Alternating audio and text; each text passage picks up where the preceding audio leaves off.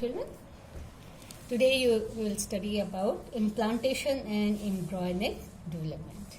As you all know, the implantation is the process of attachment of the blastocyst to the uterine wall. As you all know, when fertilization occurred, most of the cytoplasm was present in the ovum and it helped in the development in the primary stage. But as the embryo will grow, from where will it get nutrition? This we are going to study today.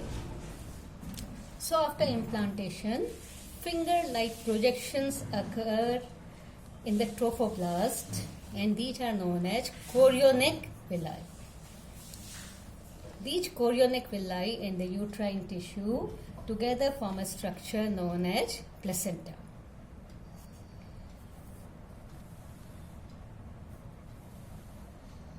The umbilical cord is the structure that connects the fetus to the placenta. This blastocyst sinks into a pit of the endometrium wall, and the placenta is the structure which will help in providing it nutrition, helps in accretion and different things. So let us study in detail what are the functions of placenta. A very important question. First thing, placenta brings nutrition to the developing embryo. At the same time, it also helps in removing the harmful waste by the process of excretion. The third function, it provides antibodies. Antibodies from the mother are provided to the fetus to protect it from different diseases. This is known as passive immunity, when antibodies are given from outside. Then it also acts as a barrier. It does not let the pathogens and harmful substances enter the embryo or the fetus, but at the same time necessary substances are provided to the embryo. Then it also helps in exchange of gases, takes oxygen, and the CO2 which is removed is thrown out through placenta. So these are the different functions of placenta: nutrition, excretion, provides antibodies, acts as a barrier, helps in exchange of gases, and one more important function, that is the endocrine function. This placenta also acts as an endocrine gland and secretes a number of hormones. So the first hormone which you are going to study is estrogen. This estrogen helps in the enlargement of the uterus of the pregnant lady. The pelvic ligaments also are enlarged, and it also helps in the growth of the ducts of the breast to produce milk. Now second hormone is progesterone. It helps in maintaining pregnancy and helps in the growth of the endometrium.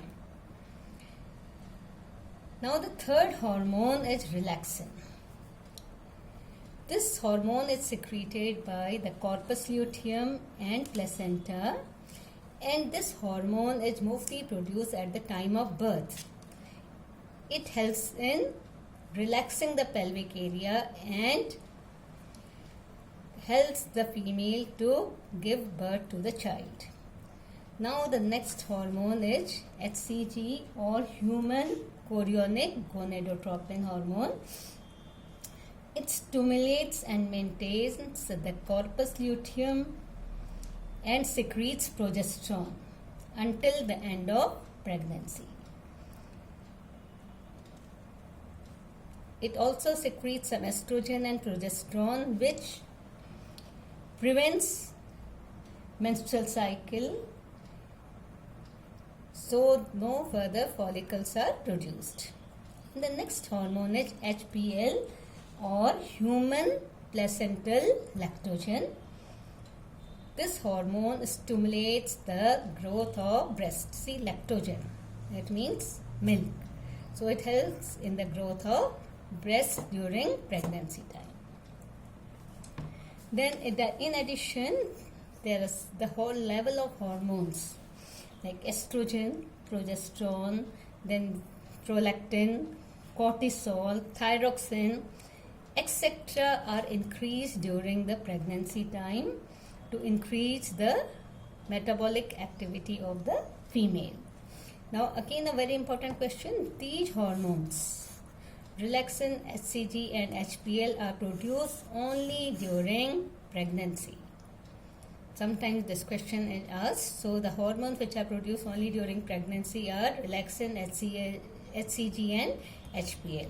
And the hormones secreted by placenta are estrogen, progesterone, relaxin, HCG and HPL. So this is related to your placenta. Now let us see how the embryonic development takes place. Immediately after implantation, the inner cell mass differentiate into an outer layer known as ectoderm and an inner layer known as endoderm. Soon, mesoderm is formed in between. This process is known as gastrulation. These germ layers give rise to all the organs of the body. After 1 month of pregnancy, the heart is formed. The first sign of growing fetus is the heartbeat. The doctors check by seeing the heartbeat of the child after 1 month of pregnancy. Then by the end of 2nd month, the fetus will develop limbs. By the end of the 3rd month, this is also known as the first trimester, most of the organ system are formed. Pregnancy has 3 trimesters, so at the end of the first trimester, most of the organs are formed. Now during the 5th month, eruption of hair on the head is observed, and the fetus also starts showing movement. By the end of 6 months or the 2nd trimester, the body is covered with fine hair. Eyelids separate and eyelashes are also formed. By the end of 8th month of pregnancy, the testes, in case of a male fetus, descend into the scrotum.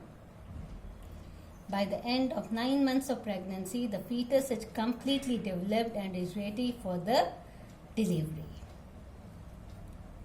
And at this time, this relaxin hormone is secreted towards the end of pregnancy. So these are the different organs which are developed in the embryo at different interval. So again, try to revise this. It is given in your NCERT book also, and try to understand it. Thank you.